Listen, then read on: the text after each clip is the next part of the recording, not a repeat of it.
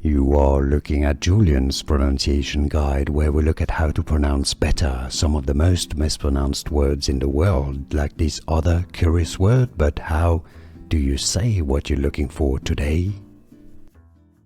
Let's learn once and for all how to pronounce the name of this chiefly British expression, meaning inferior in rank.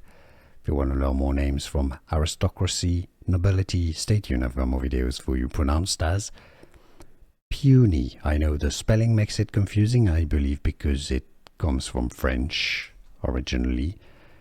Pew, yes, it should be spelled P-I-U, really, pew, without the S, which is silent. Puny, how to pronounce in English? Puny. Here are more videos on how to pronounce more confusing words and names too many mispronounced. Like this video if you found it useful. I appreciate your support. I'll see you soon and thanks for watching.